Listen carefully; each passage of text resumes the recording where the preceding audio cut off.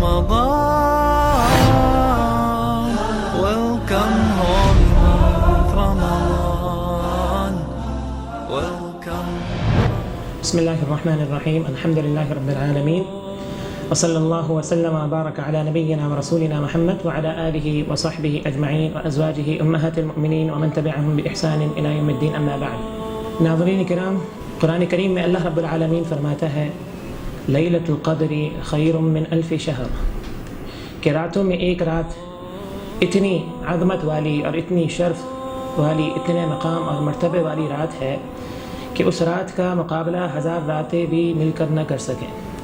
اس رات کو لیلۃ القدر کہا جاتا ہے، جسے ہم شب قدر سے بھی تعبیر کرتے ہیں۔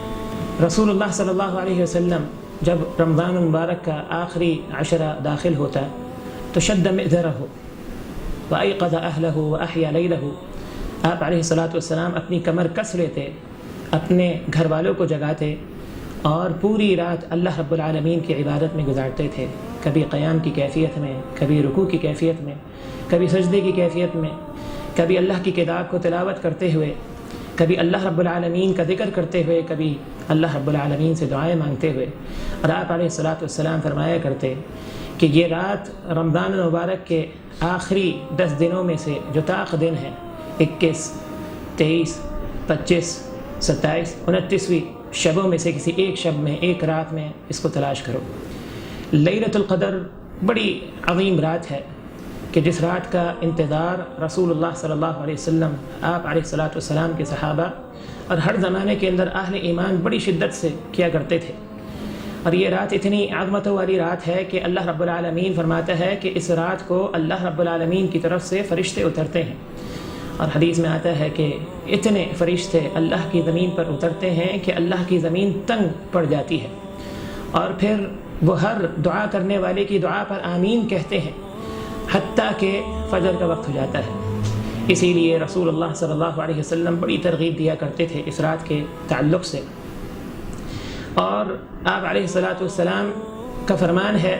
جب رمضان المبارک کا مہینہ داخل ہوتا تو آپ صحابہ کرام رضوان اللہ اجمعین کو رمضان المبارک سے متعلق جہاں دیگر احکامات کی تعلیم دیا کرتے تھے، وہاں آپ علیہ الصلاۃ والسلام صحابہ سے فرماتے ہیں کہ اس مہینے میں ایک رات ایسی عظمت والی رات ہے، ایک رات ایسی آنے والی ہے کہ جو اس رات سے محروم کر دیا گیا اس سے بڑھ کر کوئی محروم اور بد نصیب نہیں ہے۔ لہذا اس رات کا احساس کرنا ہے، اس رات کی قدر کرنی ہے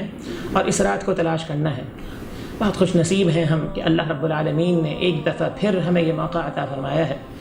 اور اللہ رب العالمین ہم پر کتنا مہربان ہے، کتنی رحمت کرنے والا ہے۔ رسول اللہ صلی اللہ علیہ وسلم کا فرمان ہے کہ اللہ رب العالمین اپنے ہاتھ کو پھیلاتا ہے کہ رات کی تاریکی میں جن لوگوں سے گناہ ہو گئے ہیں وہ دن کے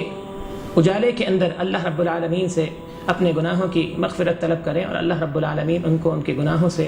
پاک اور صاف فرما دے۔ اور جن سے دن کی روشنی کے اندر گناہ ہو گیا ہے، اللہ رب العالمین رات کو ہاتھ پھیلاتا ہے کہ وہ رات کی تاریکی میں آ کر اللہ رب العالمین سے اپنے گناہوں کی مغفرت طلب کریں اور اللہ رب العالمین ان کو معاف فرما دے۔ لہذا اللہ رب العالمین ہمیں یہ موقع دیتا ہے کہ ہم اپنے گناہوں کو اللہ رب العالمین سے بخشوائیں، ہم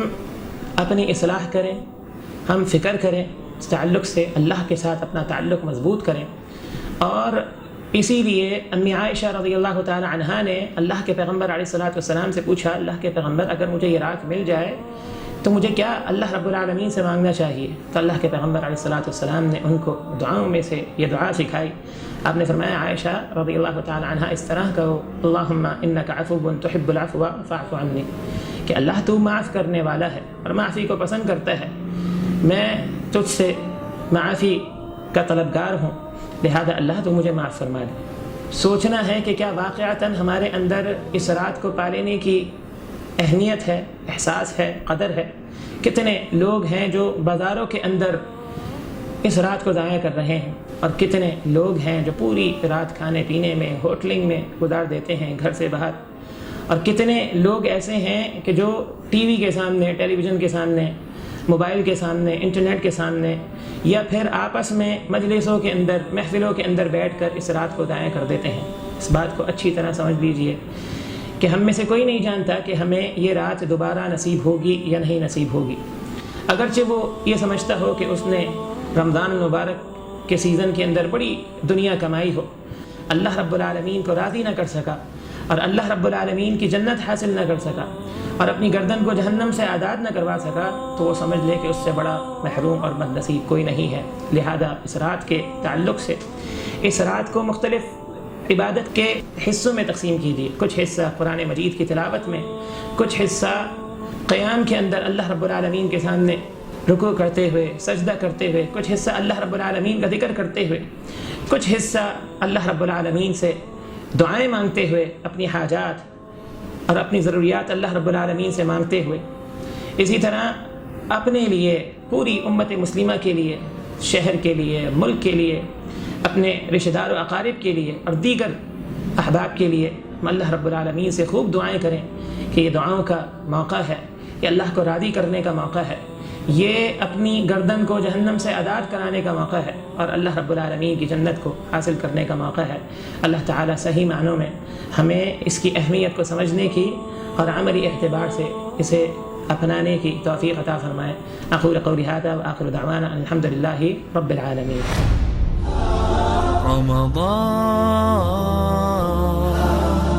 رمضان